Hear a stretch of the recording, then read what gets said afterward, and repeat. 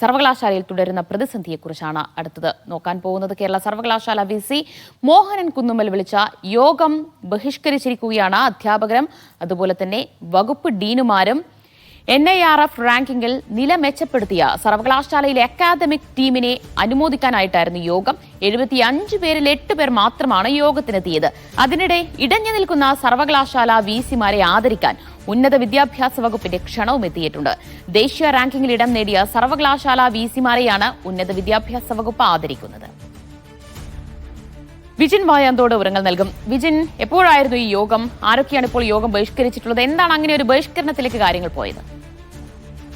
ഉന്നത വിദ്യാഭ്യാസ മേഖലയിൽ 2 തീരുമാനങ്ങൾ ഒപ്പം തന്നെ 2 വാർത്തകൾ ആണ് ഇന്ന് ഉണ്ടായിട്ടുള്ളത്. അത് ഒന്ന്, ഉന്നത വിദ്യാഭ്യാസ മേഖലയിൽ ദേശീയ തലത്തിൽ തന്നെ അംഗീകാരം നേടിയ സർവകലാശാലയെയും കോളേജുകളെയും ആദരിക്കാൻ ഇപ്പോൾ സർക്കാർ ഒരു തീരുമാനമെടുത്തിട്ടുണ്ട്. ഉന്നത വിദ്യാഭ്യാസ വകുപ്പ് തീരുമാനമെടുത്തിട്ടുണ്ട്. ഒപ്പം തന്നെ അടുത്ത വർഷത്തേക്കുള്ള കൂടുതൽ മെച്ചപ്പെട്ട നിലയിൽ ഉള്ള പ്രവർത്തനങ്ങൾ കാഴ്ചവെക്കുന്നതുമായി ബന്ധപ്പെട്ട ഒരു ക്ലാസും ആ യോഗത്തിൽ നടക്കുകയും ചെയ്യുന്നുണ്ട്. 2 യോഗങ്ങളായിട്ടാണ് ചേരുന്നത്. ഇതിലാണ് നിലവിൽ സർക്കാരുമായി നേരിട്ട് ഏറ്റുമുട്ടിക്കൊണ്ടിരിക്കുന്ന കേരള സർവകലാശാല വൈസ് ചാൻസലർ ഡോക്ടർ മോഹനൻ കുന്നുമ്മലിനും ഒപ്പം തന്നെ കാലിക്കറ്റ് വൈസ് ചാൻസലർ P രവീന്ദ്രനെയും ക്ഷണിച്ചിരിക്കുന്നത്. ഇത്രയും വലിയ ഒരു നേരിട്ടുള്ള ഒരു ഏറ്റുമുട്ടൽ നടക്കുന്നതിനിടയിൽ ആണ് ഇവരെ കൂടി ക്ഷണിച്ചുകൊണ്ടുള്ള അവരെ കൂടി ആദരിക്കാനുള്ള ഒരു തീരുമാനം സർക്കാർ കൈക്കൊണ്ടിരിക്കുന്നത്, ഉന്നത വിദ്യാഭ്യാസ വകുപ്പ് കൈക്കൊണ്ടിരിക്കുന്നത്.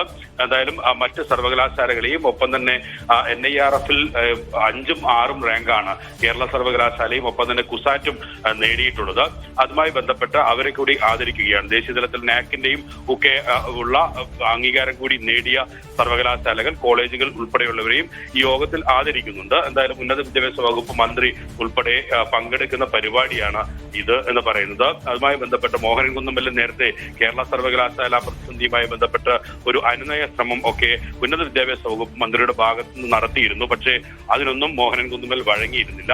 ഇതിനിടയിലാണ് മന്ത്രിയും ഒപ്പം തന്നെ കേരള സർവകലാശാല VC മോഹനൻ കുന്നുമ്മലും നേരിട്ട് കാണുകയും നേരിട്ട് ആദരവ് ഏറ്റുവാങ്ങുകയും ചെയ്യുന്ന ഒരു പരിപാടി സംഘടിപ്പിക്കപ്പെടുന്നത്.